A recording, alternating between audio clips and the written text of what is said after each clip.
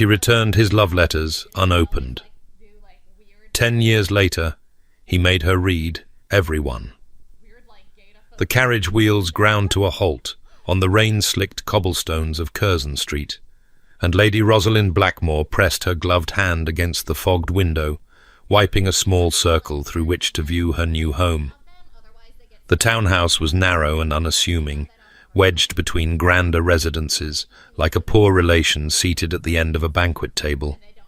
Its brickwork needed pointing, and the iron railings showed spots of rust that would have horrified her mother. But it was hers, the only thing her late husband had not managed to gamble away or drink into oblivion, and she would learn to be grateful for it. "Not much to look at, is it, my lady?" Rosalind turned to find her maid, Nell, peering past her shoulder with the frank assessment of a woman who had long ago abandoned any pretense of proper servant behaviour. They had been together for 15 years, since Rosalind was a girl of 13, and Nell a young housemaid with opinions about everything. Time and tragedy had only strengthened the bond between them. "It has a roof and walls," Rosalind said. "That is more than many can claim. And a leak in the attic, from what the solicitor said. And a kitchen that hasn't been properly used since the old king was young." Nell shook her head, sending her grey-streaked curls trembling beneath her cap. "Your father would weep to see you brought so low." A familiar knife twisted in Rosalind's chest. "My father made his choices. I am living with the consequences of them." It was as much as she would say, even to Nell. Some secrets were too heavy to share, too sharp to examine in daylight. She had carried hers for 10 years now, and she would carry it to her grave. The coachman opened the door, and Rosalind gathered her travelling cloak around her before stepping into the grey London afternoon. The air smelled of coal smoke and horses, of rain and rot, and the peculiar staleness of a city that had grown too large for its own good. She had spent the last 3 years in Italy, where the light was golden and the air tasted of salt and oranges, and her senses rebelled against this assault of English gloom. But Italy was behind her now. Her husband was dead drowned in a canal in Venice, too drunk to save himself when he tumbled from a bridge, and her widow's jointure had proved to be nothing but debts and empty promises. She had sold everything she could, paid what creditors she must, and scraped together just enough to return to England and take possession of this sad little house. She was 28 years old, a widow with no children, no fortune, and no prospects. In the eyes of society, she was a cautionary tale. She intended to prove them wrong, though she could not yet say how. "The furniture was sold with the house," the solicitor had told her, "though I cannot vouch for its condition." He had not exaggerated. The front hall was cramped and dark, its wallpaper peeling in the corners, its single table scarred with the rings of countless glasses. The sitting room beyond held a settee that had perhaps been fashionable during her grandmother's youth, 2 chairs of uncertain stability, and a carpet so faded its original pattern could only be guessed at. Rosalind stood in the centre of this room and allowed herself one moment of despair. She had grown up in a house with 30 rooms and a staff of 40. She had been presented at court, had danced at Almack's, had worn gowns that cost more than this entire building. Now she would be lucky if she could afford to keep Nell on, let alone hire additional help. "Well," Nell said briskly, setting down the bags she carried, "no use standing about feeling sorry for ourselves. I'll find the kitchen and see what can be salvaged. You'd best write to your cousin and let her know you've arrived. Lady Ashworth will want to see you, and the sooner you're out in society again, the better." Rosalind winced. "I'm not certain society wishes to see me." "Society can go hang itself. You're a viscount's widow, respectable as they come. And your cousin is a marchioness. No one will dare cut you while you have her protection." It was true enough. Cousin Marguerite had married well, spectacularly well, and her position as Marchioness of Dennington gave her considerable power in the drawing-rooms of Mayfair. She had written to Rosalind regularly during the Italian exile, letters full of warmth and concern that Rosalind had treasured, even as she wondered if she deserved such loyalty. "I shall write to her," Rosalind agreed, "but not today. Today I want only to rest." "You've been resting for 3 weeks on that ship." "That was not rest. That was endurance." The crossing had been rough, the accommodations cramped, and Rosalind had spent most of the voyage either ill or desperately trying not to be. She had lost weight she could not afford to lose, and the face that had stared back at her from her cabin's small mirror had looked more ghost than woman. She climbed the narrow stairs to the first floor, where the bedrooms waited. There were 2, a larger chamber at the front, overlooking the street, and a smaller one at the back, overlooking a courtyard so small it barely deserved the name. Rosalind chose the smaller room without hesitation. It was quieter, and the window faced east, which meant morning light. The bed was narrow but clean, the linens having been laid in by the solicitor's clerk in anticipation of her arrival. Rosalind sat on its edge and pressed her hands to her face, feeling the bones beneath her skin more prominent than they should be. She had once been called beautiful, not pretty, never pretty, but striking, memorable, the kind of woman men watched across ballrooms. Now she was merely thin and tired and old before her time. 10 years, she thought. 10 years since she had last set foot in London. 10 years since she had stood in her father's study and heard him pronounce her fate. 10 years since she had watched, dry-eyed and silent, as a footman carried her letters down to the kitchen fire. She had never read them. Not a single one. Her father had made her promise, had gripped her hand with his failing strength and begged her to stay strong, to do her duty, to give him peace in his final days. And she had promised because she loved him, because she could not bear to see him suffer, because she was 18 and believed that fathers knew best. The letters had stopped after 2 years. She had counted every one. 47, each addressed in the same bold hand. Each returned to its sender with its seal unbroken. She had imagined them 1,000 times words of love, of anger, of pleading, of farewell.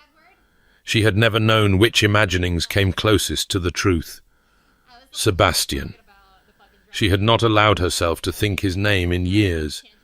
She had trained herself to think around him, the way one's tongue learns to avoid a broken tooth. He was a gap in her history, a story she never told, a wound that had scarred over but never healed. And now she was in London again. London, where he lived. London, where she might see him at any moment, in any ballroom or theatre or shop.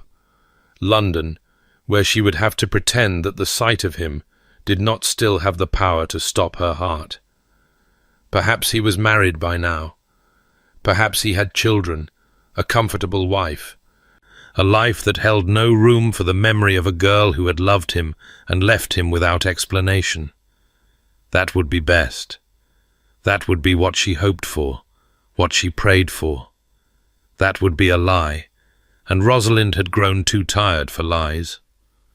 Marguerite's invitation arrived 3 days later, carried by a liveried footman whose immaculate appearance made Rosalind painfully aware of her own shabby surroundings. A small gathering, the note said. Intimate, only close friends, no one who will make you uncomfortable. Please come. I have missed you desperately. Rosalind did not want to go. She wanted to hide in this small house until she had figured out what to do with her life, until she had built walls strong enough to withstand whatever London might throw at her. But Nell was right. She could not hide forever. And Marguerite's protection was too valuable to refuse. She wore her best gown, a deep green silk that had been fashionable 3 years ago and might, with luck, pass for deliberately understated rather than simply outdated. Nell dressed her hair in a simple style that required no maid's assistance to maintain, and Rosalind examined herself in the spotted mirror with a critical eye. She looked presentable. Not beautiful, not any more, but presentable. The green brought out the amber of her eyes and warmed her too pale complexion. Her cheekbones were too sharp, but candlelight would soften them. She would do. The Dennington townhouse blazed with light, every window glowing against the evening darkness. Rosalind's hired carriage felt shabby, pulling up behind the gleaming equipages of the other guests. But she lifted her chin and refused to feel ashamed. She had done nothing wrong. She had nothing to apologize for. Marguerite met her in the entrance hall, abandoning her post by the drawing-room doors to sweep Rosalind into an embrace that smelled of French perfume and felt like coming home. "Oh, my dear," Marguerite murmured against her hair. "Oh, my dear, dear girl, let me look at you." She pulled back, holding Rosalind at arm's length, and her lovely face creased with concern. Marguerite was 45 now, silver threading through her dark hair, but she was still one of the most beautiful women Rosalind had ever known. Time had only added depth to her beauty, carving character into features that had once been merely pretty. "You're too thin," Marguerite pronounced, "and too pale. And those shadows under your eyes would frighten children. What did that beast of a husband do to you?" "Nothing I did not survive. That is not an answer. It is the only one I have." Rosalind managed a smile, though it felt fragile on her lips. "I am here, Marguerite. I am whole. That is more than many women in my position can claim." Marguerite's eyes glistened, but she blinked the tears away with the practiced ease of a woman who had spent decades navigating society's expectations. "You are the bravest person I know. Come, let me introduce you to everyone. It is a small group tonight, as I promised only people who will be kind to you." The drawing-room was indeed intimate, holding perhaps 20 guests arranged in small conversational clusters. Rosalind recognized some faces from her debut season, now aged and altered by a decade of living. Others were strangers, Marguerite's newer friends, acquired during Rosalind's long absence. She made her way through the introductions with the autopilot grace of her upbringing, smiling and nodding and saying all the right things while her mind drifted elsewhere. This was what she had dreaded, this return to a world she had once inhabited but no longer belonged to. She felt like a ghost at her own funeral, watching others go through the motions of life while she stood apart, transparent and forgotten. And then she looked across the room, and 10 years collapsed into nothing. He stood by the fireplace, a glass of wine in his hand, his dark head bent toward a shorter gentleman who was speaking with animated gestures. He had changed, of course he had changed. A decade leaves its mark on everyone, but she would have known him anywhere. The height, the breadth of shoulder, the way he held himself as though the world were a burden he had agreed to carry. His hair was shorter than she remembered, shot through with the first hints of grey at the temples. His face had hardened, losing the last softness of youth, becoming something carved and classical and almost severe. Sebastian. As though he felt her gaze, he looked up. Their eyes met across 20 feet of candle-lit drawing-room, and Rosalind felt the floor tilt beneath her feet. His expression did not change. That was what struck her first, the complete absence of reaction, as though she were a stranger, as though they had never meant anything to each other at all. He looked at her the way one looks at a piece of furniture, noting its presence, assessing its function, dismissing it as unimportant. She had prepared herself for anger. She had steeled herself for hatred, for cutting remarks, for the cold shoulder of a man who had loved her and been betrayed. She had not prepared for this absolute indifference, as though she had never mattered at all. "Rosalind?" Marguerite's hand touched her elbow. "Are you quite well? You've gone pale." Rosalind forced herself to look away from those grey eyes. "I did not realize Lord Thornfield would be among your guests." Marguerite followed her gaze, and understanding dawned on her face. "Oh, my dear, I should have warned you. Sebastian and my husband have become close friends these past years. I could not exclude him without giving offence. Of course not.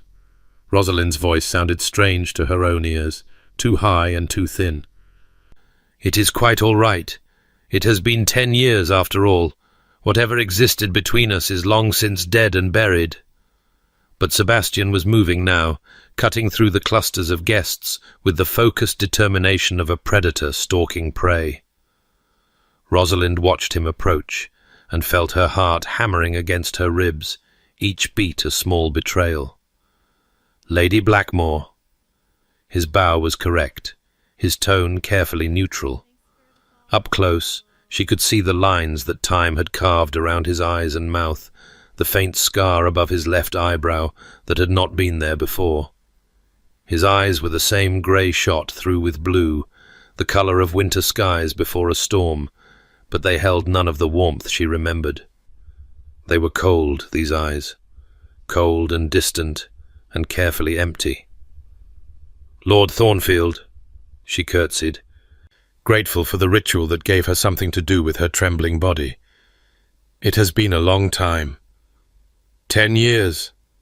He said it flatly, without inflection, as though reciting a figure from a ledger. "I had heard you were abroad." "Italy. I have only recently returned." "And Lord Blackmore? Does he accompany you?" The question was polite, conventional, the sort of thing anyone might ask. But Rosalind heard the edge beneath it, the razor hidden in silk. "Lord Blackmore passed away 6 months ago."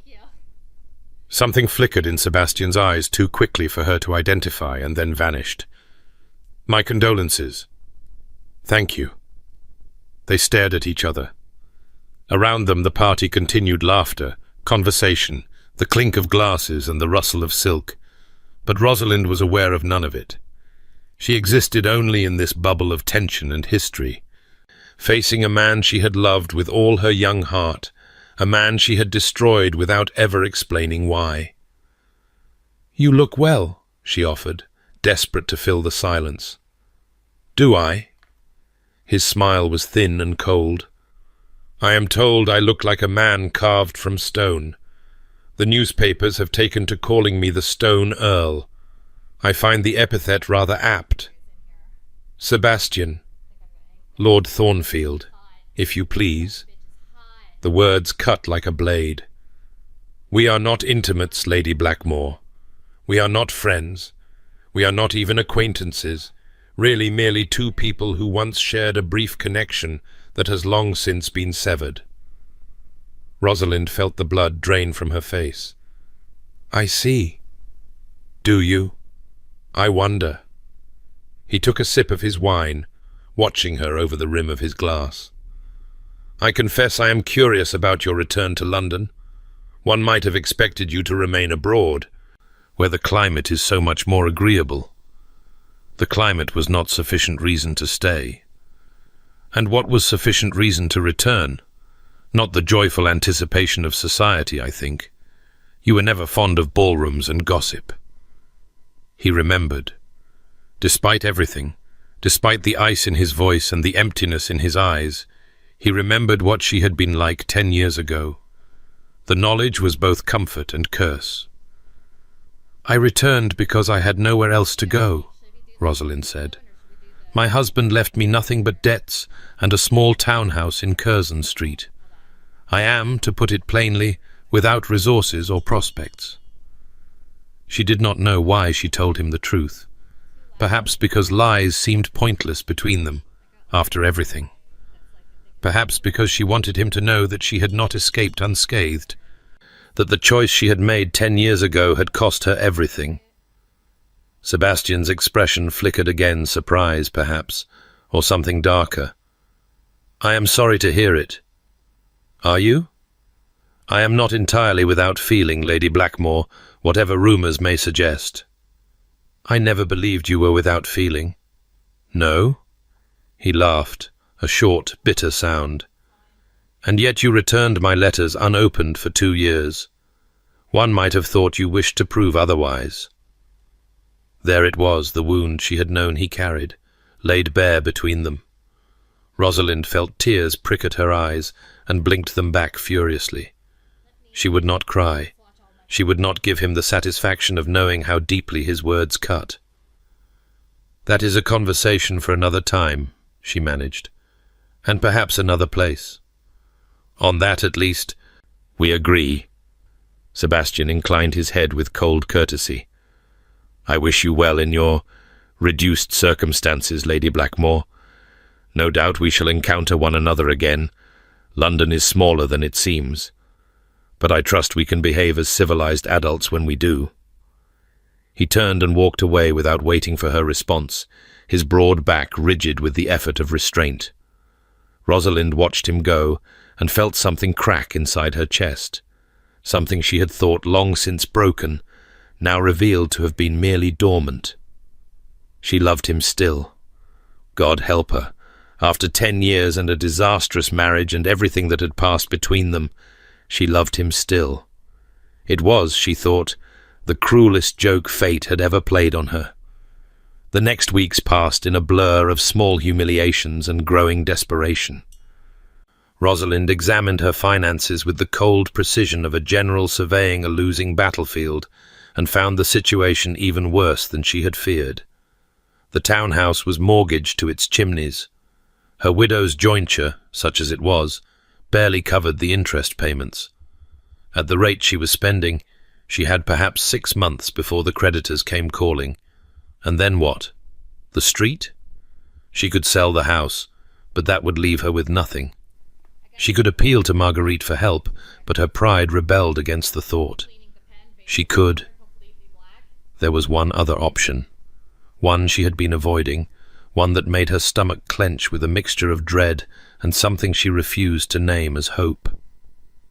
"You could seek employment," Nell said one evening, laying out Rosalind's meagre supper with the air of someone delivering unpleasant medicine.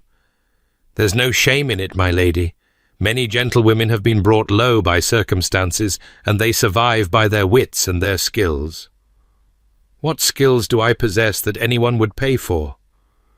Rosalind stared at the thin soup, the bread that was only slightly stale, the single slice of cheese that represented the extent of their extravagance. "I can embroider adequately. I can play the pianoforte without embarrassing myself. I can make polite conversation in 4 languages. None of these are marketable talents." "You could be a governess, or a companion to some elderly lady." A companion. Rosalind turned the word over in her mind. It was not as low as governess companions occupied a strange middle ground in the social hierarchy, neither servant nor equal, existing in the shadows between worlds. She had known companions when she was young, faded gentlewomen who hovered at the edges of ballrooms and pretended not to mind when they were overlooked. Could she become one of them? Could she swallow her pride and accept a position that would mark her fall from grace as clearly as a brand on her forehead? The alternative was the street, the workhouse, starvation. "I shall make inquiries," she said quietly. "Perhaps Marguerite knows of someone in need." Marguerite, as it turned out, knew of several possibilities, but one stood out above the rest, for reasons that made Rosalind's heart sink, even as her practical mind recognized its advantages. "Lady Helena Fairfax is seeking a companion," Marguerite said over tea the following afternoon. "She is recently widowed well, 2 years now, but she has not yet emerged from her grief, and she has 2 young children who need more stimulation than their nurse can provide. The position would include room and board, a generous salary, and the opportunity to live in one of the finest houses in Mayfair." "Lady Helena Fairfax," Rosalind repeated slowly. "Is she not Lord Thornfield's sister?" Marguerite had the grace to look uncomfortable. "She is, but I thought that is, given the circumstances. You thought that my desperate need for employment would outweigh my reluctance to spend every day in Sebastian's household. I thought that 10 years was long enough to let old wounds heal." Marguerite reached across the table to clasp Rosalind's hand. "My dear, I know there was something between you and Sebastian once. I know it ended badly, I do not know the details. and I have never pressed, but whatever happened, it was a lifetime ago. You are both different people now. Surely you can exist in the same house without tearing each other apart." Rosalind thought of Sebastian's cold eyes across the drawing room, of his bitter words about the letters she had returned, of the way her heart had raced at the mere sight of him, even after everything. "I do not know if we can," she admitted, "but I do not see that I have a choice." "Then you will apply?" "I will apply." The letter was sent that afternoon. The response came the following morning, not from Lady Helena, but from Lord Thornfield's secretary, a crisply worded summons to present herself at Ashworth House for an interview at precisely 2 o'clock.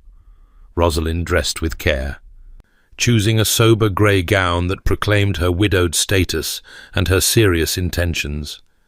She had Nell arrange her hair in the simple style of a woman who needed to be practical rather than pretty.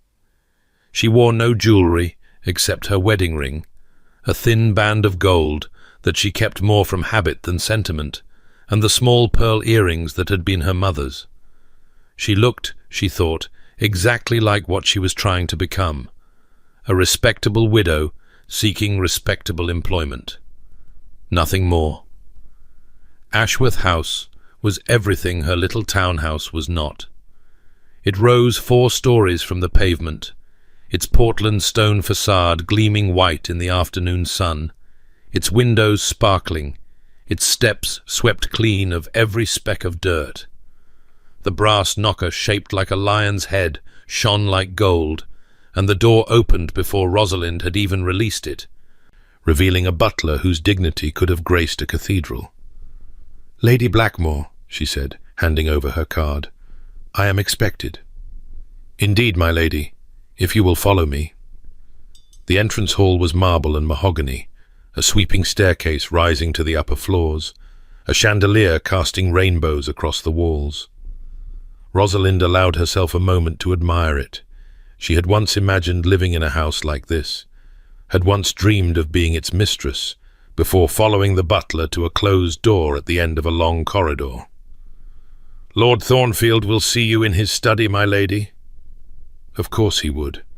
Not Lady Helena, who was nominally the one seeking a companion, but Sebastian himself. He would want to control this interview, to remind Rosalind of the power he held over her now. She had come to him as a supplicant, and he would make certain she knew it. She straightened her spine and walked through the door. The study was large and masculine, its walls lined with books, its furniture heavy and dark. A fire burned in the grate despite the mild weather, and the windows looked out over a garden that was just beginning to bloom with spring flowers. Sebastian sat behind a massive desk, papers spread before him, a pen in his hand. He did not rise when she entered. "Lady Blackmore." He set down the pen and steepled his fingers before him. "Please, sit." She sat in the chair he indicated, a straight-backed thing that forced her to hold herself perfectly upright. He watched her settle, his grey eyes giving nothing away. "I confess I was surprised to receive your letter," he said. "I had not thought you would lower yourself to seek employment. Needs must when the devil drives, my lord." "Indeed." He picked up a piece of paper from his desk. Her letter, she realized. "You write that you believe yourself well suited to serve as a companion to my sister. What qualifies you for such a position?" Rosalind folded her hands in her lap and forced herself to meet his gaze steadily. "I am educated, well-bred, and experienced in the management of a household. I speak French, Italian, and German fluently. I am skilled in needlework, music, and the art of conversation. I have lived abroad and can provide entertaining accounts of foreign lands. I am patient with children and comfortable with grief, having experienced both extensively in my own life." "An impressive list," Sebastian's tone suggested otherwise. "And yet you have no references, no previous experience in service, and forgive me for mentioning it, a certain history that might make some households reluctant to employ you." "What history would that be, my lord?" His smile was thin and cold.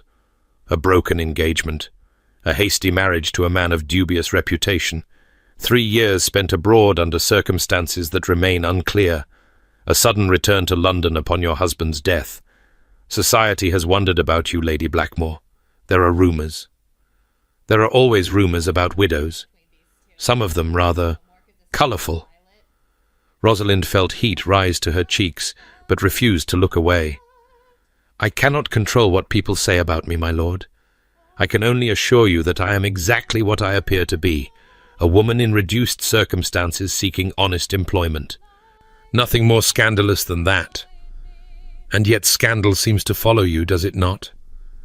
As it follows anyone who dares to step outside the narrow bounds society has drawn. She heard the edge creeping into her voice and forced herself to soften it. My lord, if you have already decided against employing me, I wish you would say so plainly, rather than subjecting me to this interrogation. Something flickered in Sebastian's eyes, surprise, perhaps, or reluctant respect. You have grown bold in your old age, Lady Blackmore. I have grown tired, Lord Thornfield. There is a difference. Silence stretched between them. The fire crackled in the grate, and somewhere in the house a clock chimed the quarter hour. Rosalind waited, her heart pounding so loudly she feared he must be able to hear it. Finally, Sebastian spoke. My sister is fragile. She lost her husband 2 years ago to a fever, and she has not yet found her way back to the living. She has 2 children, Thomas, who is 7, and Eleanor, who is 5, and while she loves them dearly, she has difficulty engaging with them as she once did. She needs someone who can be both companion to her and auxiliary mother to them. Someone patient, someone kind, someone who understands grief. I understand grief very well, my lord. Do you? He leaned forward, his eyes searching her face. What have you grieved for, Lady Blackmore? What have you lost? Everything, she wanted to say. You, my father, my youth, my dreams, every future I thought I would have. My husband, she said instead. My parents, my position in society. My faith in the goodness of the world. That is quite a list. It has been quite a decade. Sebastian held her gaze for a long moment, and Rosalind saw something shift behind his eyes, a crack in the ice, quickly sealed, but not quickly enough to hide. He was not as cold as he pretended. Somewhere beneath that stone exterior, the man she had loved still lived. The knowledge was both comfort and torture. I will not pretend that having you in my household will be comfortable, Sebastian said at last, for either of us. There is too much history between us, too many words unspoken. But Helena needs someone, and you need employment, and perhaps— He stopped, shaking his head. Perhaps God has a sense of humor after all. Does that mean you will give me the position? It means I will introduce you to my sister and let her decide. If she finds you suitable, the position is yours. He rose from his desk, and Rosalind rose with him. One condition. Yes? Whatever existed between us 10 years ago is dead and buried.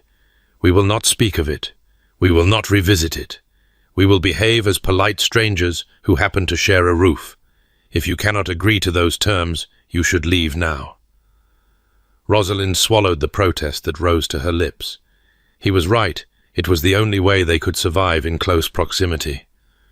And yet some part of her rebelled against the thought of pretending that what they had shared meant nothing, that the letters she had returned were just ink on paper, that her heart did not still ache every time she looked at him. I agree, she said. Good. He moved toward the door, then paused with his hand on the handle. One more thing, Lady Blackmore. Yes? The letters I wrote you. His voice was very quiet now, stripped of its earlier coldness. The 47 letters you returned unopened over the course of 2 years. I kept them. Every one. They are in a drawer in this very desk. Rosalind felt the blood drain from her face. "Why are you telling me this?" "Because I want you to know that I remember. Every word I wrote to you, every plea I made, every hope I expressed, and every hope you crushed, I remember all of it. And I want you to remember too. I want you to remember every time you walk past this door, every time you see me across the breakfast table, every time you lie in your bed at night wondering how things might have been different. I want it to haunt you as it has haunted me." He opened the door before she could respond, gesturing for her to precede him into the corridor. His face had resumed its mask of cold indifference, as though he had not just flayed her heart open with his words. "Shall we go and meet my sister?" he asked pleasantly. "I believe you will find her in the drawing room." Rosalind walked past him on legs that trembled, her mind reeling. The letters were here, in this house, in this very room, feet from where she had been sitting, close enough to touch if she had only known where to look. 47 letters, each one a piece of Sebastian's heart that she had refused to accept. 10 years of wondering what they said, of imagining their contents in the dark hours of sleepless nights. And now they were within reach, and yet further away than ever, locked in a drawer by a man who hated her. She had thought coming to Ashworth House would be difficult. She had not realized it would be impossible.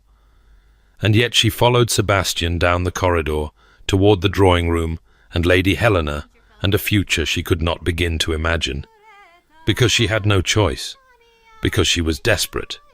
Because, God help her, some part of her still hoped that the man she had loved might somehow forgive her, even though she could never, ever tell him the truth. Lady Helena Fairfax was nothing like her brother. Where Sebastian was tall and dark and carved from winter stone, Helena was small and fair and soft as spring rain.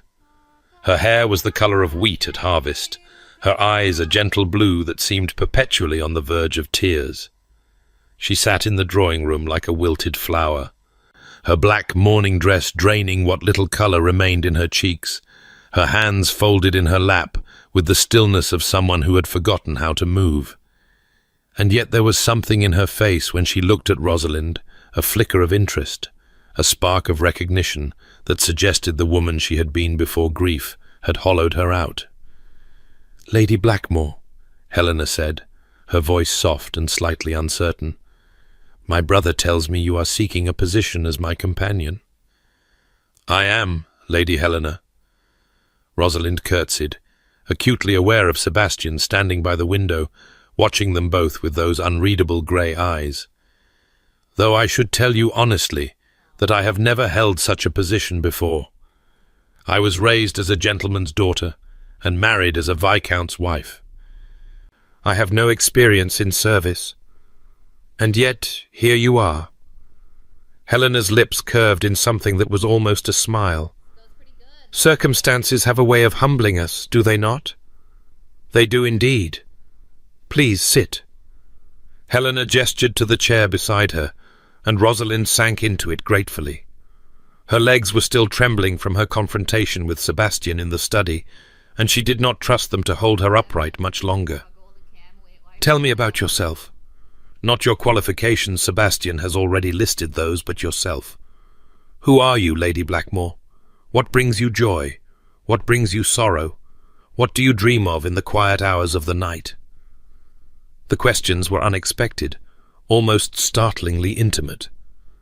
Rosalind glanced at Sebastian, but his expression gave nothing away. She turned back to Helena and considered her answer carefully. "I find joy in small things," she said at last. "A well-turned phrase in a book, the first crocus of spring, the sound of children laughing. I spent 3 years in Italy, and I still dream of the light there, the way it turned everything golden, as though the whole world were dipped in honey." "And sorrow?" Rosalind's throat tightened. "I have known a great deal of sorrow, Lady Helena. I lost my father when I was 18, my mother when I was 22, my husband 6 months ago. I have learned that grief is not something you move past, it is something you carry with you, a weight that becomes part of who you are. Helena's eyes glistened. Yes, that is exactly right. Everyone tells me I should be recovered by now. 2 years, they say, as though grief has an expiration date. But I wake every morning and reach for Henry, and every morning I remember that he is gone, and the wound opens fresh. I am sorry for your loss, as I am for yours.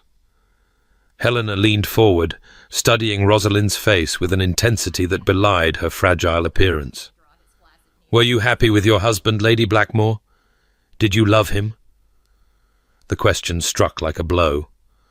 Rosalind felt Sebastian's gaze sharpen, felt the weight of his attention pressing down on her. She could lie. It would be the polite thing to do, the expected thing, but something in Helena's earnest face demanded honesty. No, she said quietly. I did not love him. I married him for reasons that had nothing to do with love, and I paid for that choice every day of my marriage. Then you understand what it is to be trapped, Helena said. What it is to smile when you want to scream, to perform contentment when every moment is agony. I understand that very well. Helena sat back, and something in her posture shifted, a relaxation, a release of tension Rosalind had not even noticed she was holding. I believe you do. I believe you are exactly what I need, Lady Blackmore, someone who understands that grief is not weakness, that sorrow is not shame, that sometimes the bravest thing a person can do is simply survive. Does that mean? It means I would like you to stay. Helena glanced at her brother. Sebastian? Do you have any objections? Sebastian's jaw tightened almost imperceptibly, but his voice was smooth when he spoke. None whatsoever. If you find Lady Blackmore suitable, I shall make the necessary arrangements. Then it is settled. Helena rose, and Rosalind rose with her. Can you begin tomorrow? I know it is sudden, but I find I am impatient now that I have made my decision. It has been so long since I have made any decision at all. Tomorrow would be perfect, Rosalind said, her heart hammering with a mixture of relief and dread. She had secured the position. She would have a roof over her head, food in her belly, a salary that would allow her to pay her debts. She would also be living under the same roof as Sebastian, seeing him every day, carrying the weight of his hatred, while the letters she had never read sat locked in his desk. It was, she thought, a very particular kind of purgatory. The first week was an exercise in careful navigation. Rosalind learned the rhythms of Ashworth House, the hours when Sebastian was in his study and should not be disturbed, the times when Helena was most likely to be alert and wanting company, the moments when the children could be found in the nursery, hungry for attention their mother could not give. Thomas and Eleanor were beautiful children, with their mother's fair colouring and their uncle's grey eyes. Thomas was serious for his age, already carrying the weight of being the man of his small family, watching over his sister with a protectiveness that made Rosalind's heart ache. Eleanor was softer, sweeter, prone to tears that came suddenly and vanished just as quickly, leaving her bewildered by her own emotions. They were, Rosalind realized, children shaped by grief. They had lost their father at ages when loss was incomprehensible, when the world was supposed to be safe and unchanging. They had watched their mother retreat into shadows, had learned to tiptoe around her sorrow, had become small and quiet in an effort not to disturb her fragile peace. It was not healthy, and Rosalind set about changing it with a determination that surprised even herself. "Shall we have an adventure?" she asked on her third morning, finding the children at breakfast with their nurse, their faces blank with the boredom of routine. Thomas looked up, a spark of interest in his grey eyes. "What kind of adventure?" "The best kind. The kind where we explore places we have never been before." Rosalind smiled conspiratorially. "I am told there is an attic in this house that has not been opened in years. An attic full of old trunks and forgotten treasures, and possibly, just possibly, a ghost or two. Eleanor's eyes went wide. A ghost? Perhaps. We shall have to investigate to find out.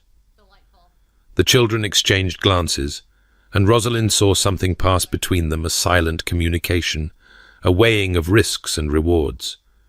Then Thomas set down his spoon and stood. "I want to see the attic," he announced. "Me too," Eleanor chimed in, scrambling from her chair. The nurse, a solid woman named Mrs. Patterson, who clearly disapproved of adventures, opened her mouth to object, but Rosalind cut her off with a smile. "We shall be back by luncheon," she said, "and I promise to return them in one piece." The attic was everything Rosalind had hoped for. Dusty and dim, its sloped ceilings creating nooks and corners that begged to be explored. It held the accumulated treasures of generations of Ashworths. There were old trunks filled with clothing from decades past, their fabrics moth-eaten but still beautiful. There were stacks of books too old or too damaged for the library below. There were paintings wrapped in cloth, their subjects revealed one by one as Rosalind and the children unwrapped them. Stern ancestors, placid landscapes, a rather alarming portrait of a woman in Elizabethan dress, who Thomas immediately christened the Scary Lady. But the greatest treasure was a rocking horse, tucked in the corner beneath a sheet. Its paint was chipped, and its mane was missing half its hair. But when Thomas climbed aboard and began to rock, his face transformed. For the first time since Rosalind had met him, he looked like a child. "This was Father's," Eleanor said softly, running her small hand along the horse's flank. "I remember. He told us about it once."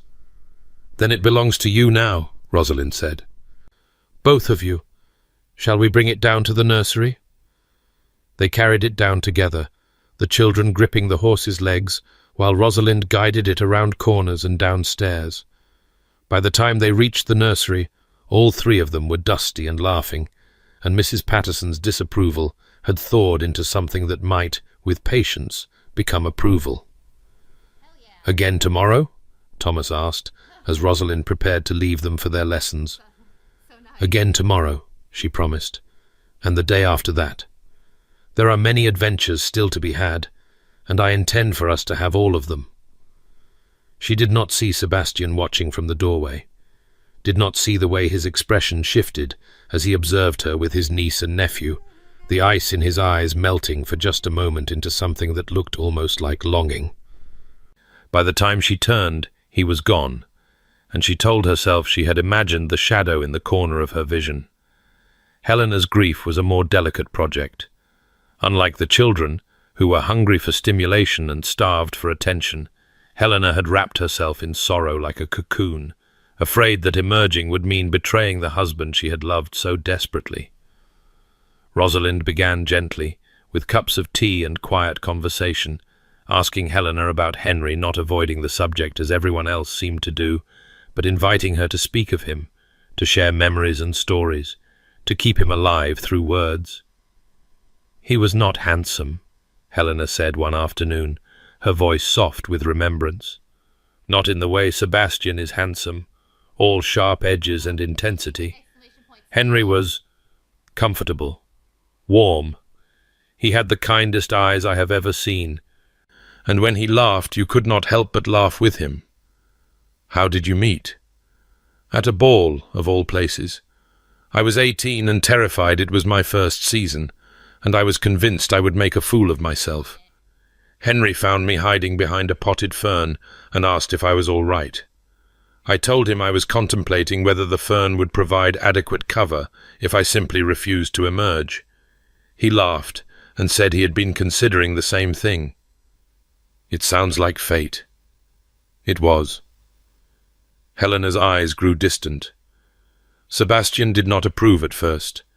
Henry was a baron's son, respectable but not titled, and Sebastian thought I could do better. But I loved Henry, and Henry loved me. And eventually Sebastian came to see what I saw, that titles and fortunes mean nothing compared to a heart that beats in rhythm with your own. Rosalind felt a familiar ache in her chest. She had known that kind of love once, briefly, before it had been ripped away. You were fortunate. I was. Helena looked at her with sudden intensity. Were you never in love, Rosalind? Before your husband, I mean. Was there never anyone who made your heart race?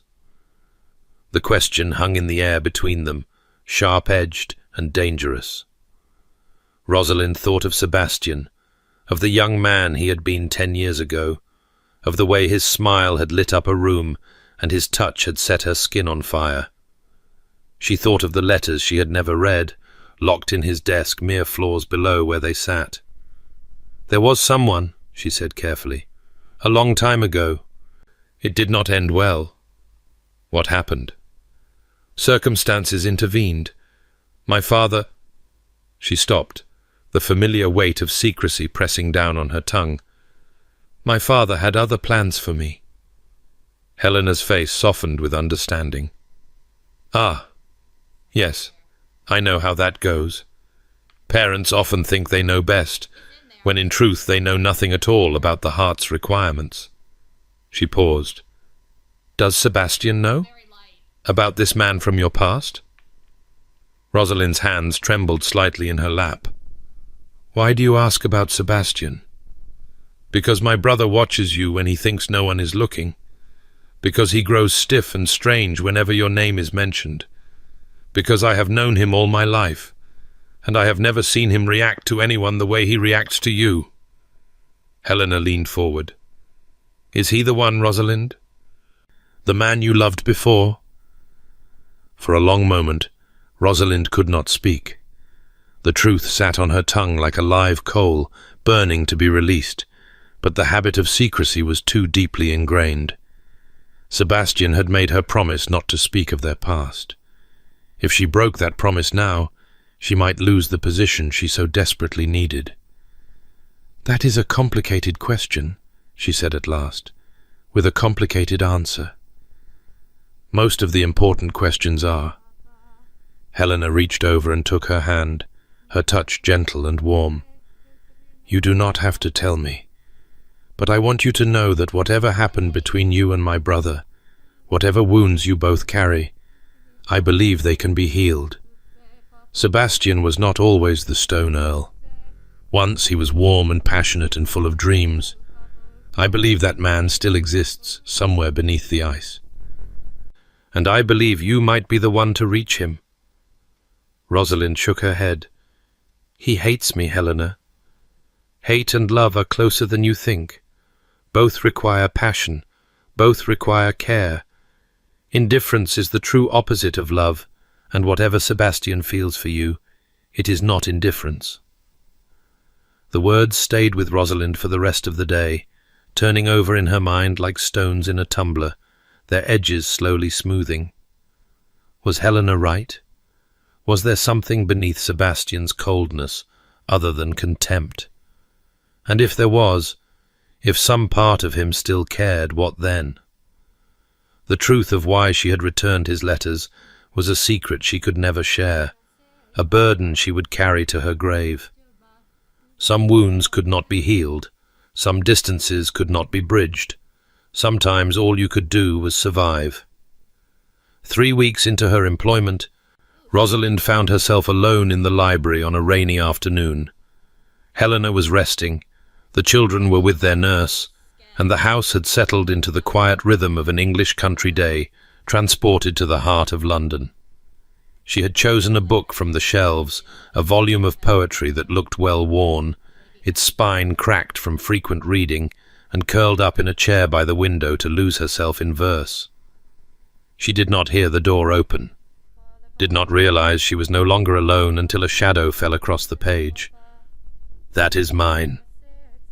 Rosalind looked up, startled, to find Sebastian standing over her. His cravat was loosened, his hair slightly dishevelled, and there was something in his expression she had never seen before, a crack in the stone, a glimpse of the man beneath. I beg your pardon? The book. He gestured to the volume in her hands. It belonged to me. I did not realize it was still here. Rosalind looked down at the poetry, at the marginalia scrawled in a familiar hand, and felt her heart clench. "You wrote in the margins." "I was young. I thought my opinions mattered." He held out his hand. "May I?" She passed him the book, and he sank into the chair across from her, opening it to a random page. His eyes scanned the verses, and something in his face softened, a memory surfacing, perhaps, or a grief too old to name. "I have not read poetry in years," he said quietly. "I used to devour it. Wordsworth, Byron, Keats, anyone who could capture feeling in words. I thought if I read enough of it, I might understand how to express what was inside me." "And did you?" "For a time." He looked up, his grey eyes meeting hers. "I wrote poetry myself once. Terrible stuff, mostly overwrought and melodramatic, the product of a young man who thought he knew everything about love." He laughed, a bitter sound. "I burned most of it, but some I saved." "Why did you stop?" Sebastian's jaw tightened. "I learned that words are useless, that you can pour your heart onto a page and send it across the world, and the person for whom it is intended might never even read it. That poetry changes nothing. That love changes nothing." He closed the book with a snap. "I became a man of action instead. Accounts and ledgers. Things that mean what they say and say what they mean." Rosalind felt the familiar knife twist in her chest. He was talking about the letters, the 47 letters she had returned without opening. Each one a piece of his heart she had rejected without ever knowing what it contained. "Sebastian, Lord Thornfield." His voice had turned to ice again, the momentary thaw vanishing as quickly as it had appeared. "We agreed, Lady Blackmore. The past is dead. Let us not resurrect it." He rose, the book still in his hand, and strode toward the door. But at the threshold, he paused. "You are good with the children," he said without turning. "Helena tells me Thomas laughed yesterday for the first time in months. Eleanor has begun to chatter again instead of whispering. You are helping them." "I am trying." "You are succeeding." He turned his head, just enough for her to see his profile, the sharp line of his jaw, the tension in his shoulders. "I did not expect that. I did not expect any of this." "What did you expect?" For a long moment, he did not answer. When he spoke, his voice was barely above a whisper. "I expected to hate you. I expected every moment of your presence in my house to be a torment. I expected to count the days until I could be rid of you." He paused. "Instead, I find myself confused." "Confused how?" "That is what I am trying to determine." He stepped through the doorway, then turned back one last time. "The book is yours, if you want it. I find I cannot read poetry anymore without remembering things I would rather forget." He was gone before she could respond, his footsteps fading down the corridor. Rosalind sat in the grey afternoon light, the book of poetry in her lap, and felt something stir in her chest that she had thought long since dead. Hope. Treacherous, terrible hope. The fever came on suddenly. One moment Thomas was sitting at breakfast, eating his porridge and chattering about the adventure he and Rosalind had planned for that afternoon. The next he was pale and shaking, his small hand hot as a coal when Rosalind pressed her palm to his forehead. "Fetch the doctor," she ordered, her voice steady despite the fear clawing at her throat. "Quickly." The next hours were a blur of cold compresses and worried faces and whispered consultations in the corridor. The doctor came and went, pronouncing it a fever of uncertain origin, prescribing rest and fluids and patience. Helena, hearing the news, retreated to her room and locked the door, unable to face the terror of watching another person she loved slip away. It was Sebastian who stayed. Sebastian, who sat by Thomas's bedside hour after hour, his face carved from granite, his grey eyes never leaving the small figure beneath the blankets. And Rosalind, who had no claim on this family except employment, stayed too because Thomas had asked for her, had gripped her hand and begged her not to leave, and she would have cut off her own arm before she broke a promise to that child. Night fell. The house grew quiet. Eleanor was asleep in her nursery, watched over by Mrs. Patterson, who had refused to leave despite being ordered to bed. Sebastian and Rosalind sat on opposite sides of Thomas's bed, the child's laboured breathing the only sound in the darkness. Henry died of a fever. Sebastian's voice was hoarse, barely more than a whisper. Helena was there when it happened. She held his hand and watched the life drain out of him, and there was nothing anyone could do. She has never recovered. Thomas will recover, Rosalind said firmly. He is young and strong, and the fever is not as high as it was. The doctor said the same things about Henry. Sebastian pressed his hands to his face, his shoulders shaking. I cannot lose him too. I cannot watch Helena lose him. It would destroy her. It would destroy us all. Without thinking, Rosalind reached across the bed and touched his arm. He flinched, but did not pull away, and after a moment his hand came up to cover hers, his fingers cold and trembling. You will not lose him, she said softly. I promise you, Sebastian. I will stay here all night if I must, all week, all month. I will not let this child die. He looked at her then, and in the dim light of the sick room, she saw something she had never seen before. The stone earl crumbling, the ice melting, the wounded heart beneath finally visible. He looked at her the way he had looked at her 10 years ago, as though she were the sun, and he a man who had been living in darkness. Rose, he breathed.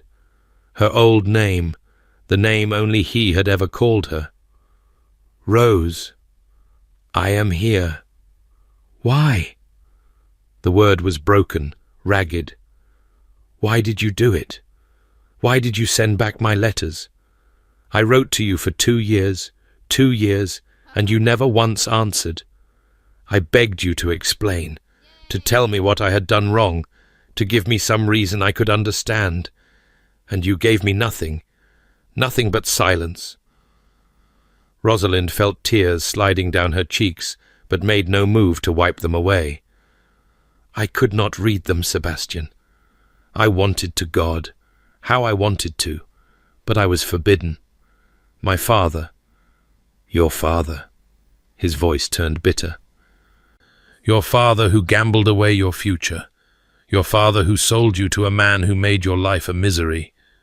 That is the man whose wishes you honored over mine. He was dying.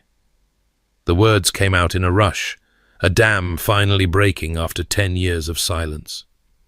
He was dying, Sebastian, and he begged me to obey him in this one thing.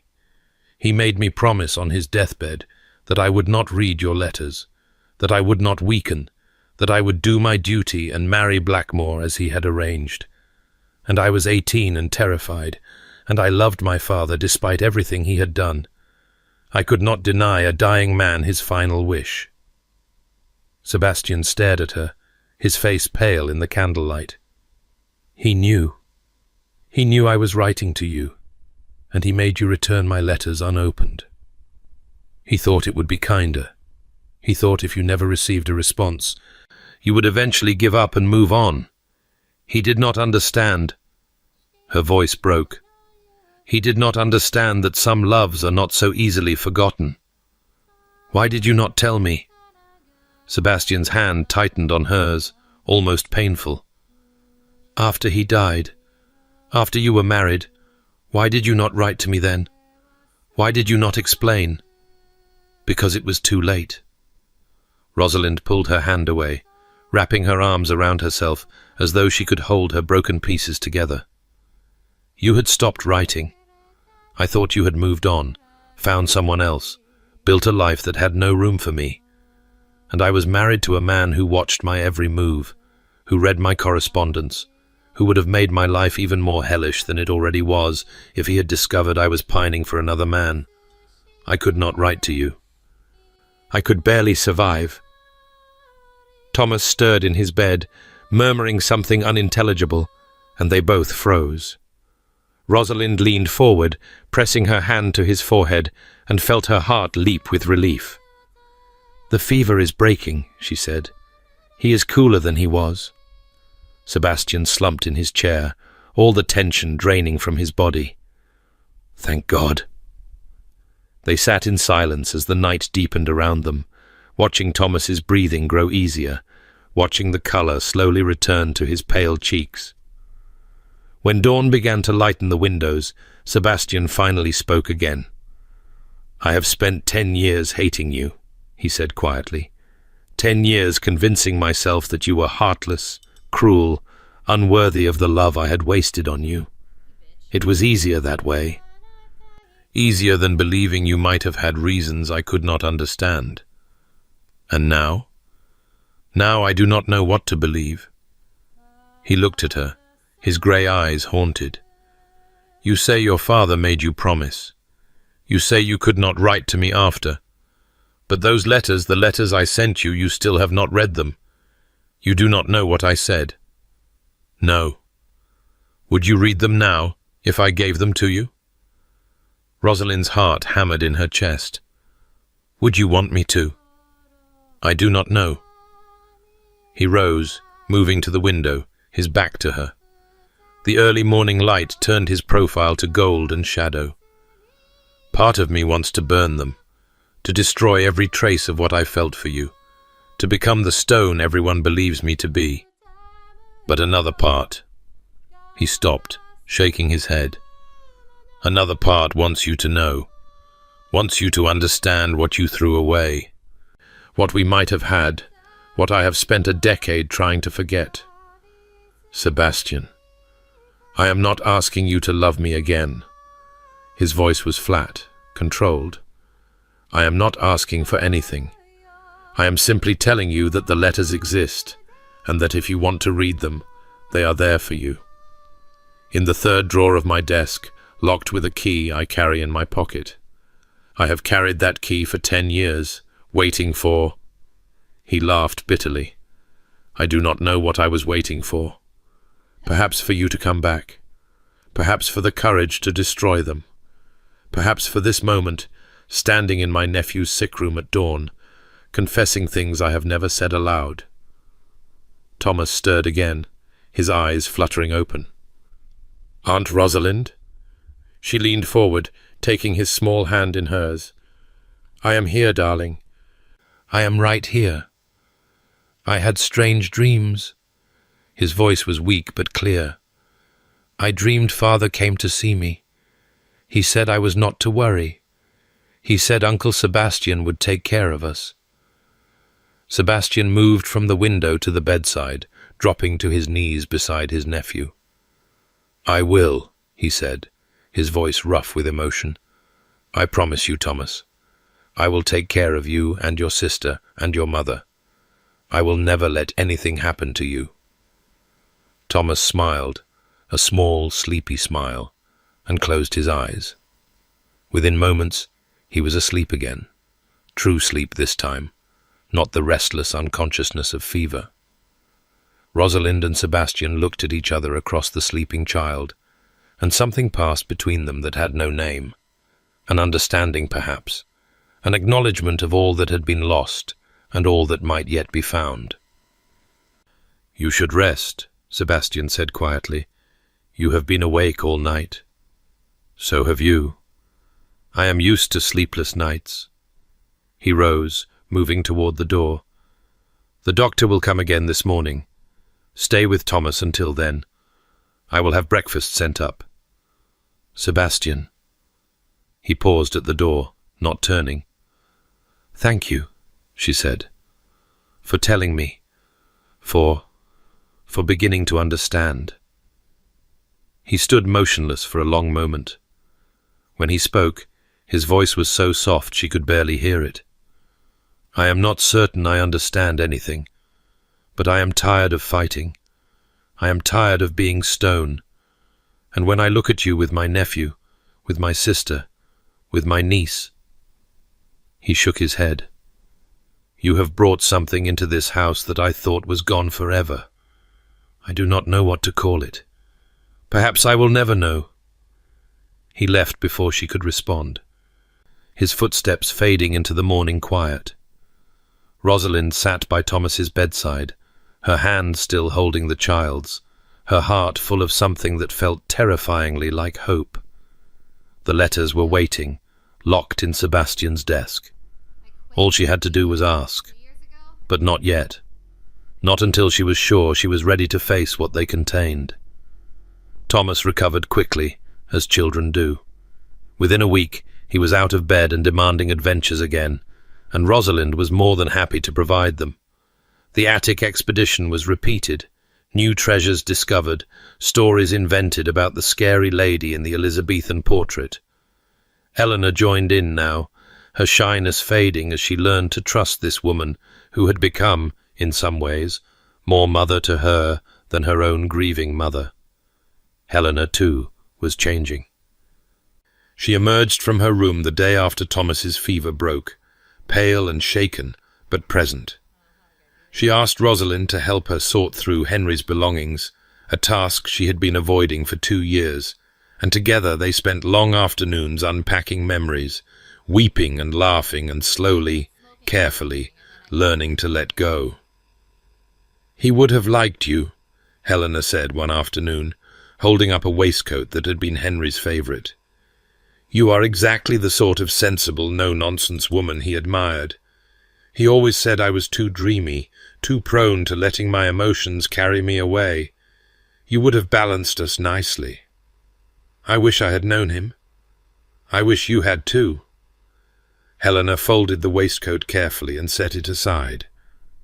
"Rosalind, may I ask you something?" "Of course. Are you in love with my brother?" The question struck like lightning, sudden and illuminating. Rosalind opened her mouth to deny it, to protest that she could not be in love with a man who had spent 10 years hating her, who had made her return his letters, who still called her Lady Blackmore in front of the servants, but the denial would not come. "I was once," she said instead, "a long time ago." "And now?" Rosalind looked down at her hands, folded in her lap. "I do not know. I have spent so many years trying to forget him, trying to convince myself that what we had was a youthful fancy, a passing infatuation. But being here, in this house, seeing who he has become—" She shook her head. "I see glimpses of the man he used to be, the man who wrote poetry and laughed freely and looked at me as though I were the most precious thing in the world. And I find myself wondering if that man is truly gone, or if he is simply buried beneath the stone." "He is buried," Helena said firmly, "but not gone, never gone. Sebastian has spent 10 years building walls around his heart, but walls can be torn down." She reached over and took Rosalind's hand. "You are tearing them down, whether you realize it or not. Every time you make Thomas laugh, every time you help me face my grief, every time you challenge Sebastian instead of cowering before his coldness, you are chipping away at the stone. And he sees it. He feels it. He is terrified of it." "Why terrified?" "Because if the walls come down, he will have to feel again. And feeling is what he has been running from for a decade." Helena squeezed her hand. "Be patient with him. Be brave. And for God's sake, read those letters. He has been waiting 10 years for you to know what they say." That night, Rosalind lay in her narrow bed in the small room she had been given, staring at the ceiling and thinking about Helena's words. The letters. Always it came back to the letters. 47 pieces of paper that held the key to everything Sebastian's heart, her own redemption, the truth of what had been lost and what might yet be found.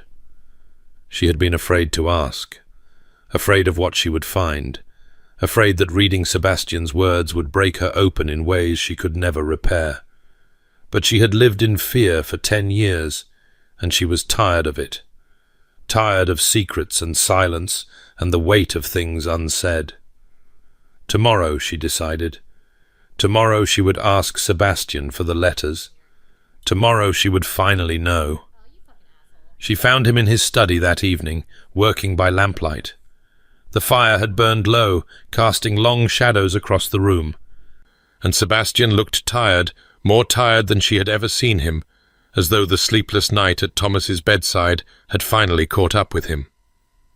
Lady Blackmore. He did not look up from his papers. Is something wrong? No. The children are well. Helena is resting. Then why are you here? Rosalind stepped into the room, closing the door behind her. Sebastian's head came up at the soft click of the latch, his grey eyes suddenly alert. I came to ask you something, she said. Ask, then.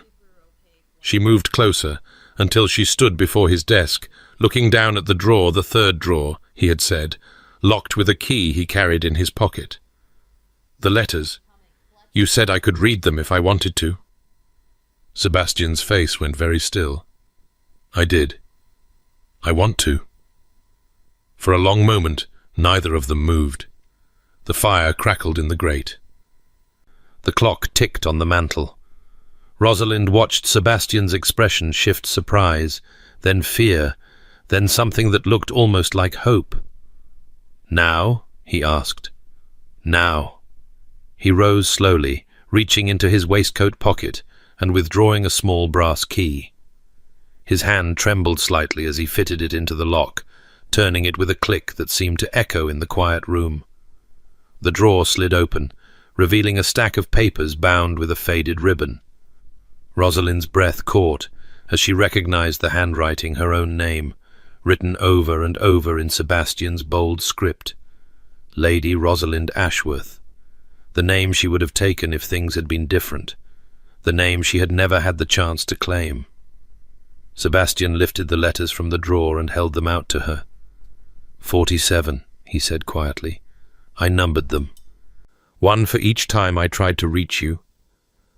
Rosalind took the bundle, feeling its weight in her hands, the weight of 10 years, of love and loss and longing.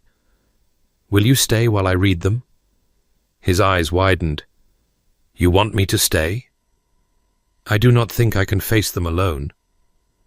They moved to the chairs by the fire, settling into them like two survivors of a shipwreck, exhausted and uncertain, but unwilling to let go of each other. Rosalind untied the ribbon with trembling fingers and lifted the first letter from the pile. The seal was still unbroken, her own seal, pressed into the wax by the footman who had returned it on her father's orders. She cracked it now, unfolding the paper, and Sebastian's words spilled across the page like water from a broken dam. My dearest Rose, it began, I do not understand why you have refused to see me, but I trust you have your reasons. Please know that whatever has happened, whatever I have done to offend you, I love you still and always. The tears came before she had finished the first paragraph. They continued as she read the second letter, and the third, and the fourth letters that spoke of love so pure and fierce it burned, of hope that refused to die, of a young man who could not believe the woman he adored had abandoned him without explanation. Sebastian watched in silence as she read, his face unreadable in the firelight. When she reached the halfway point, letter 23, written 6 months after their engagement had been broken, she looked up at him with tears streaming down her face. I am so sorry, she whispered. Sebastian, I am so sorry. I did not know. I never imagined. Keep reading. His voice was rough. You need to see all of it. She kept reading. The letters grew darker as they progressed. Hope giving way to desperation, desperation to grief, grief to a numb acceptance that was worse than any anger. By letter 40, Sebastian was barely writing at all, a few lines, a fragment of poetry, a single question that tore Rosalind's heart in two. Why? The final letter was dated exactly 2 years after the first. It was brief, only a few sentences, and Rosalind could barely see the words through her tears. "I will not write again," Sebastian had written. "You have made your feelings clear. I wish you happiness with your husband, whoever he is. I wish you joy and peace and everything I would have given you myself if you had let me.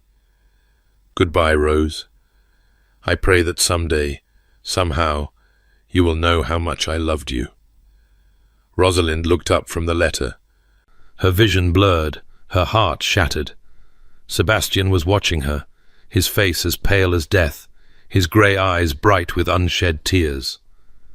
"Now you know," he said hoarsely. "Now you understand what I—" He could not finish the sentence. Neither could she. They sat in silence as the fire burned low, the letters scattered between them like fallen leaves, 10 years of silence finally, irrevocably broken. And in that silence, something new began to grow fragile as a seedling, tender as a wound, but alive. Still alive, after everything. The fire had burned to embers by the time Rosalind set down the final letter. Her hands trembled, the paper shaking like a leaf in autumn wind, and her face was wet with tears she had stopped trying to hide hours ago. The clock on the mantel had chimed midnight, then 1, then 2, and still she had read, devouring each word as though her life depended on it. Perhaps it did. Sebastian had not moved from his chair across from her. He sat in shadow now, the dying firelight catching only fragments of his face, the sharp line of his jaw, the glitter of his eyes, the tension in his hands where they gripped the armrests. He had watched her read every letter, had witnessed every sob and gasp and whispered apology, and he had said nothing. Nothing at all. The silence between them was vast as an ocean, deep as a grave. "Sebastian," her voice came out broken, barely a whisper. "I did not know. All these years I imagined what you might have written, but I could not have what?" His voice was rough, scraped raw by hours of silence and the weight of a decade's worth of buried feeling. "Could not have imagined that I loved you? Could not have believed that your silence was killing me? Could not have guessed that I wrote those letters with my heart's blood, only to have them thrown back in my face unopened? I was forbidden." The words tasted like ash on her tongue, the excuse she had clung to for 10 years suddenly feeling thin and inadequate. "My father made me promise. Your father is dead." Sebastian rose from his chair, his movement sharp and sudden. He paced to the window, his back to her, his shoulders rigid with tension. "He has been dead for nearly a decade. You could have told me the truth at any point. You could have written to me after you were widowed. You could have explained when you came to London, when you applied for this position, when we stood in this very room and I told you those letters were in my desk. I was afraid." "Of what?" He spun to face her, and in the dim light his expression was terrible grief and anger and something that looked almost like hope, all tangled together in a knot that could never be undone. "What could you possibly have been afraid of that was worse than what we have both endured?" Rosalind rose to her feet, the letters scattering from her lap to the floor. She did not bend to retrieve them. She could not look away from Sebastian's face, from the raw emotion that had finally broken through his carefully constructed walls. "I was afraid you would not forgive me," she said. "I was afraid that even if you understood why I did what I did, you would still hate me for doing it. I was afraid that the love you wrote about in those letters, that beautiful, terrible, all-consuming love, was dead, and that knowing what I had thrown away would destroy me. And now—" He took a step toward her, then another. "Now that you have read them? Now that you know? Now I know that I was a coward."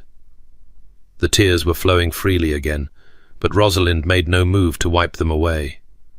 "Now I know that I should have trusted you, should have defied my father, should have found some way to tell you the truth, even if it meant risking everything. Now I know that I have wasted 10 years of both our lives, and I do not know how to ask for your forgiveness, because I am not certain I deserve it." Sebastian stood before her now, close enough to touch, his grey eyes searching her face with an intensity that made her breath catch. "You do not deserve it," he said quietly. "You broke my heart, Rose. You shattered me into pieces so small I thought I would never be whole again. I became the Stone Earl because it was the only way I knew to survive, to freeze everything inside me so I would never have to feel that kind of pain again." "I know." Her voice was barely audible. "I know what I did to you. I have hated myself for it every day for 10 years. "Good." The word was harsh, but his hand came up to cup her face, his touch gentle as a whisper. "You should hate yourself. You should suffer. You should lie awake at night wondering what might have been, as I have done every night since you returned my first letter." "I have." She leaned into his touch, unable to help herself. "I have suffered, Sebastian. My marriage was a prison. My husband was a monster. Every day I lived with him, I thought of you, of the life we might have had, of the love I had thrown away. I told myself it was my punishment, my penance for the choice I made. And perhaps it was. It was not enough." His thumb traced the curve of her cheekbone, wiping away tears. 10 years of suffering is not enough to repay what you cost me. A lifetime would not be enough. Then what do you want from me?" The question came out raw, desperate. "Tell me what to do, Sebastian. Tell me how to make this right. I will do anything." "Anything?" His eyes darkened, and something shifted in his expression, the anger giving way to something older, deeper, more dangerous. "Would you give me another decade? Would you give me 20 years, 30, a lifetime of trying to repair what was broken?" "Yes." The word left her lips without hesitation. "Yes, I would give you everything. Every year I have left, every breath in my body, every beat of my heart, if you would have them." For a long moment, Sebastian was silent. His hand still cupped her face, his grey eyes still searched hers, and Rosalind felt the weight of 10 years pressing down on them both, the weight of letters unread, of words unspoken, of love denied and hope destroyed. Then, slowly, terribly, Sebastian smiled. It was not the cold smile she had seen in the drawing room at Marguerite's party, the bitter twist of lips that held no warmth. This was something else entirely, a breaking open, a crumbling of walls, a light emerging from behind clouds that had covered the sun for a decade. "Rose," he breathed, "my Rose." He kissed her. It was not a gentle kiss, not a tentative exploration. It was a claiming, a reclaiming. 10 years of hunger and longing and fury poured into a single desperate press of lips. Rosalind gasped against his mouth, her hands coming up to grip his shoulders, and then she was kissing him back with equal fervour, equal need, equal fire. They had kissed before, 10 years ago, in the moonlit garden of her father's estate. Those kisses had been sweet and innocent, the first tender explorations of young love. This was something else entirely. This was a conflagration, a wildfire that threatened to consume them both. When they finally broke apart, gasping for breath, Rosalind found herself pressed against Sebastian's chest, his arms wrapped around her like iron bands, his heart pounding against her cheek. "I have dreamed of this," he murmured into her hair. "Every night for 10 years I have dreamed of holding you again. And every morning I woke to emptiness and told myself I was a fool. You were not a fool." She tilted her head back to look at him, her hands framing his face. "You were the best man I have ever known, the only man I have ever loved. Rose, let me say this." She pressed her fingers to his lips, silencing him. I need you to know. I need you to understand that whatever else happened, whatever choices I made or did not make, I never stopped loving you. Not for a single moment. The love I felt for you at 18 has grown and deepened and changed, but it has never wavered. It is the one constant in my life, the one thing I could never escape, no matter how hard I tried. Sebastian caught her hand, pressing a kiss to her palm. I tried to hate you. God knows I tried. I told myself every terrible thing I could imagine, that you were shallow, fickle, heartless, that you had never loved me at all, that our engagement was just a game to you. But I could never make myself believe it. Even when I was at my coldest, even when I had convinced the world I was made of stone, some part of me knew the truth. What truth? That I would love you until I died. That nothing you could do would ever change that. That I was yours, completely and irrevocably, from the moment I first saw you, and that I would be yours until my last breath. Rosalind felt fresh tears spill down her cheeks, but these were different tears of joy, of relief, of a hope she had thought forever lost. Sebastian, marry me. The words hung in the air between them, simple and earth-shattering. Rosalind stared at him, her heart hammering so loudly she was certain he must be able to hear it. What? Marry me. He took her hands in his grey eyes burning with an intensity that stole her breath. I know I should court you properly, should give you time to adjust, should follow all the ridiculous rules society has created for this sort of thing. But I have waited 10 years, Rose. I have wasted 10 years. I will not waste another moment. Sebastian, we barely know each other anymore. We have both changed. Then let me learn who you have become. Let me spend the rest of my life discovering every new facet of the woman you are now. He raised her hands to his lips, kissing each finger in turn. I loved the girl you were at 18. I love the woman you have become at 28, and I will love whoever you are at 38, and 48, and 88, if God grants us so many years. You cannot know that. I know that I have lived without you for 10 years, and it was barely living at all. I know that when you walked back into my life, something inside me that had been frozen began to thaw. I know that watching you with Thomas and Eleanor, with Helena, has shown me a depth of compassion and strength I did not know existed. I know that you are extraordinary, Rose, and that I was a fool to ever let you go. You did not let me go. I was taken from you. Then let me take you back. His voice was fierce now, his grip on her hands almost painful. Let me fight for you the way I should have fought 10 years ago. Let me love you the way you deserve to be loved, openly, honestly, without secrets or shadows. Marry me, Rose. Be my wife, my partner, my countess. Help me bring warmth back into this house. Help me raise Helena's children. Help me become the man I was always meant to be. Rosalind looked into his eyes, those grey eyes that had haunted her dreams for a decade, and saw everything she had ever wanted. Love, yes, but also understanding. Passion, but also patience. A future that stretched out before them, uncertain but bright, terrifying but beautiful.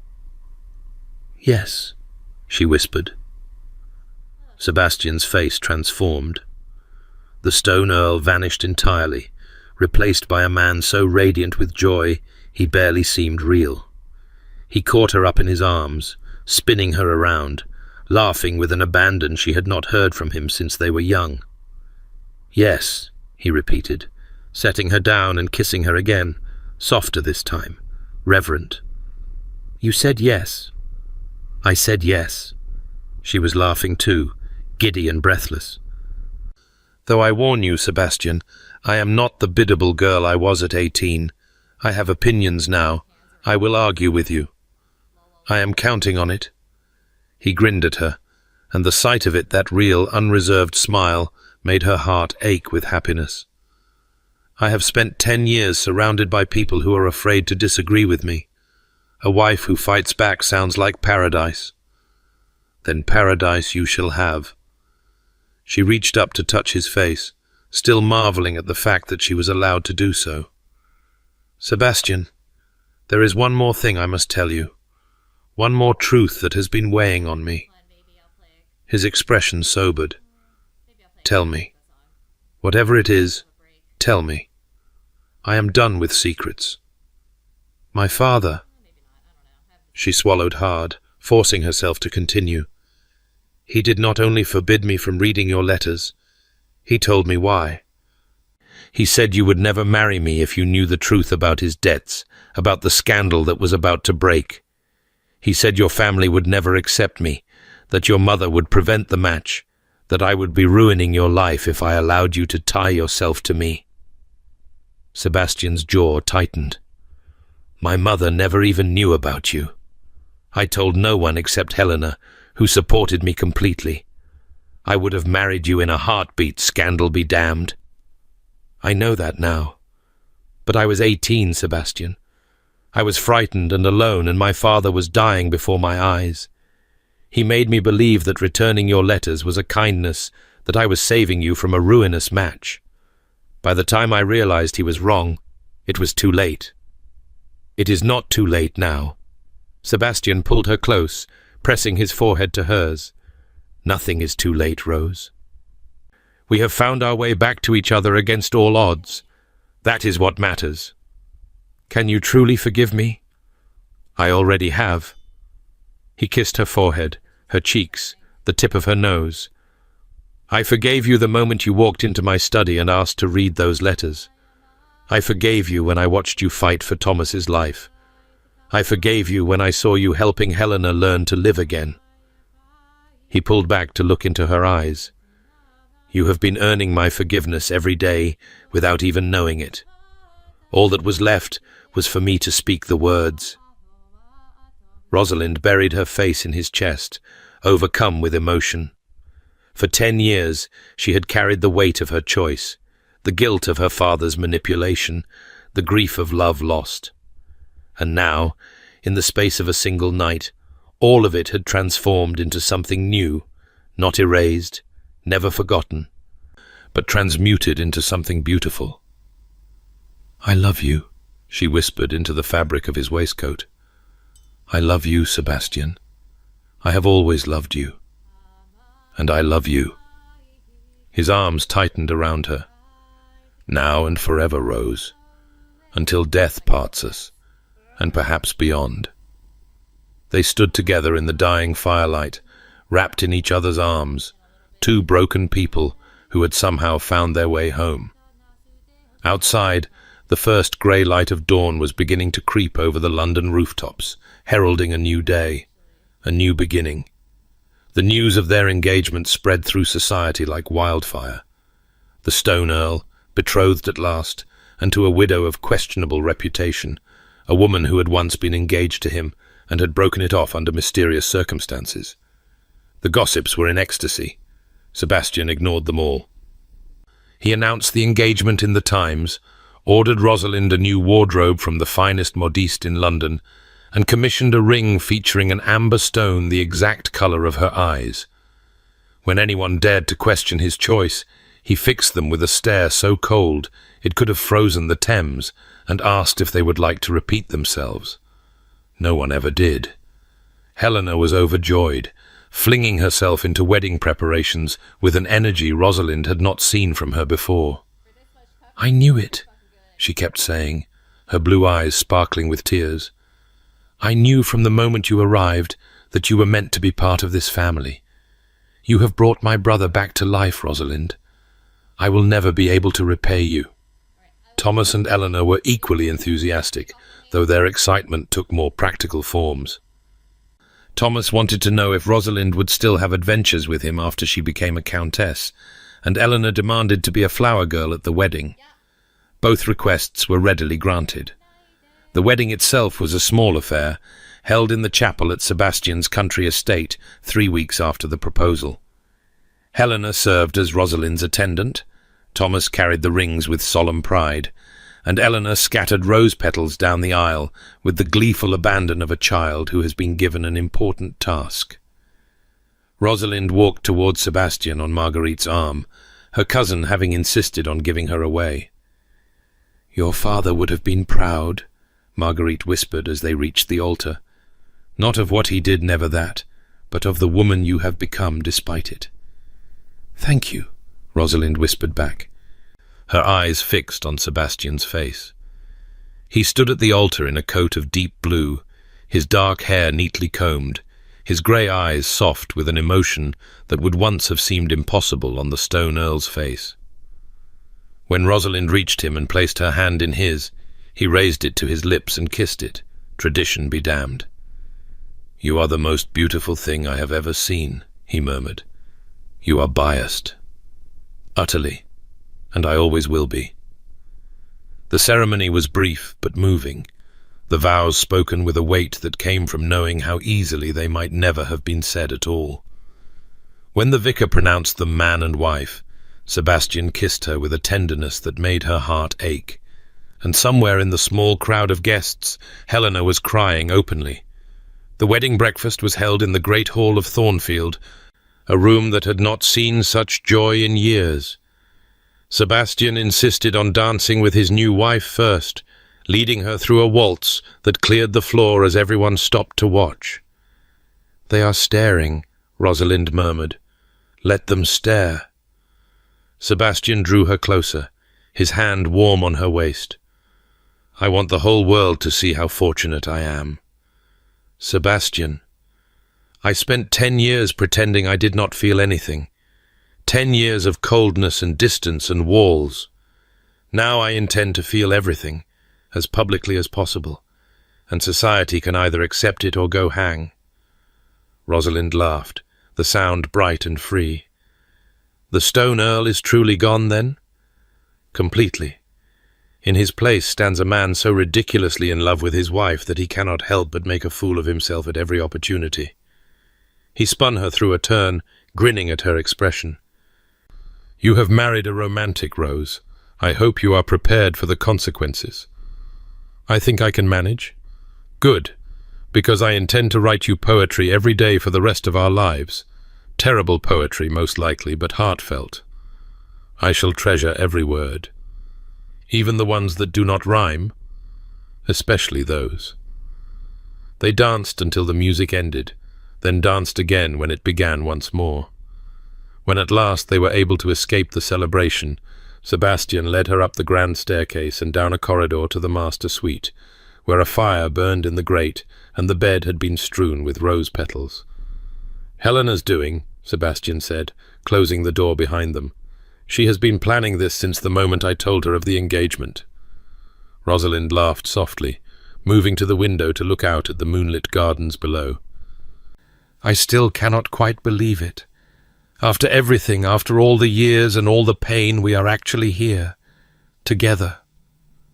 Sebastian came up behind her, wrapping his arms around her waist and resting his chin on her shoulder. "Believe it. I intend to spend every day of our marriage reminding you that this is real." She turned in his arms to face him, her hands coming up to frame his face. In the firelight, he looked younger somehow, the lines of care and sorrow smoothed away, the warmth in his eyes banishing the last shadows of the Stone Earl. "I love you," she said. "I know I have said it before, but I need you to hear it again. I love you, Sebastian Ashworth. I have loved you since I was 18 years old, and I will love you until my dying breath. And I love you." He bent to kiss her, soft and slow.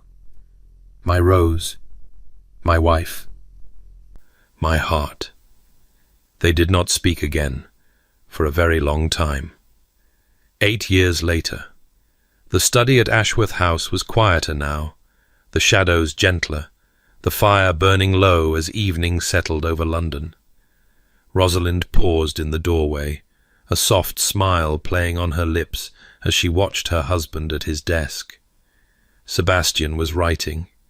He still kept his head bent in that focused way, his dark hair now shot through with silver at the temples, his features still sharp and handsome despite the years.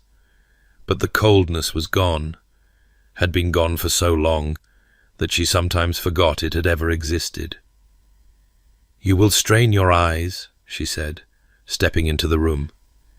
He looked up, and his face transformed into the expression that still made her heart flutter after 8 years of marriage, pure, uncomplicated joy at the sight of her. "Rose." He set down his pen and pushed back from the desk, opening his arms in invitation. "Come here." She went to him, settling onto his lap as naturally as breathing, her head finding its familiar resting place against his shoulder. "The children are finally asleep. It took 3 stories, 2 songs, and a solemn promise that you would take them to see the horses tomorrow." "I will take them to see the horses," Sebastian agreed, "and then perhaps to the park, if the weather holds." "You spoil them." "Utterly." He pressed a kiss to her temple. "As I spoil you, as I spoil Helena, as I spoil everyone I love. It is my prerogative as a reformed curmudgeon." Rosalind laughed softly. "No one who knew you now would believe you were ever the Stone Earl. The Stone Earl is a myth, a cautionary tale to frighten young ladies who are considering jilting their fiancés." He caught her hand and brought it to his lips. "Speaking of which, I have something to show you." "What is it?" He reached past her to the desk, picking up the paper he had been writing on. "A letter." Rosalind's breath caught as she recognized the format, the familiar opening, the careful script, the way her name was written at the top. "Sebastian, I told you once that I would write you poetry every day for the rest of our lives," he said. "I have not quite managed every day, but I have come close. This is number 2473. She took the letter with trembling hands, her eyes scanning the words. It was not poetry, precisely, it was more like a love letter, a chronicle of gratitude and wonder, an accounting of all the small joys of their life together. "My dearest Rose," it began, "this morning I woke to find you gone from our bed, and for one terrible moment I was 18 again, watching you walk away. Then I heard your voice in the nursery, singing to our children, and I remembered that I am the most fortunate man alive. 8 years ago, you came back to me. 8 years ago, you read the letters I had written you a decade before, and you chose to love me again despite everything. I have spent every day since trying to deserve that choice. Today our daughter took her first steps. You were there to catch her when she fell. Tonight, our son asked me what love is, and I told him it is what I feel when I look at his mother.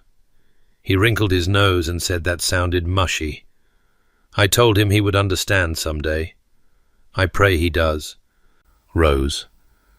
I pray all our children find what we have found, a love strong enough to survive separation, patient enough to wait through years of silence, brave enough to begin again when all seemed lost. You are my heart.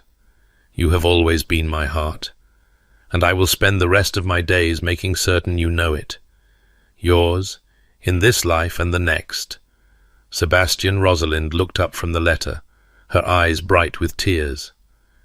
You write these to me while I am in the next room, while I am sleeping beside you. You write them as though I might disappear at any moment. Because I remember what it was like when you did. Sebastian cupped her face in his hands, his grey eyes so warm now, so full of light holding hers.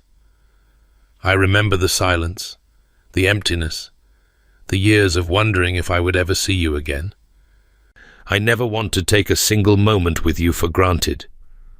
I am not going anywhere. I know. He kissed her softly. But I will keep writing anyway, just in case.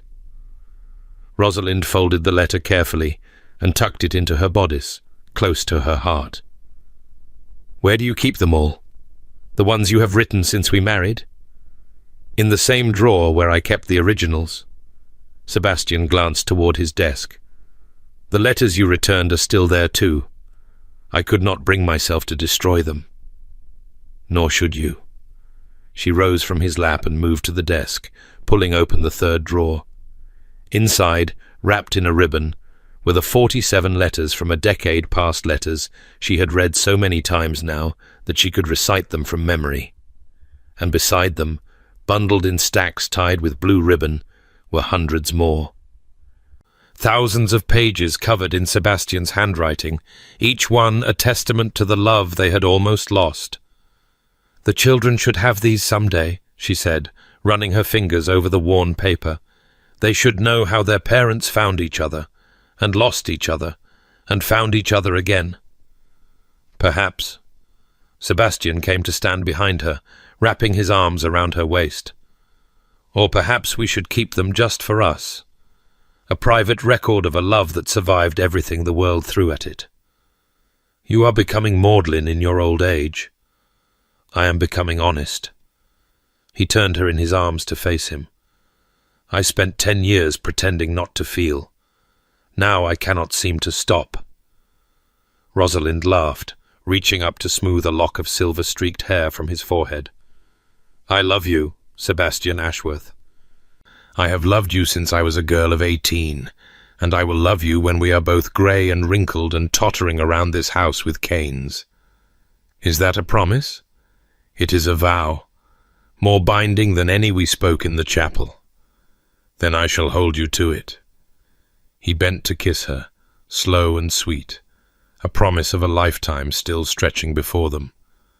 Come, let us go check on the children.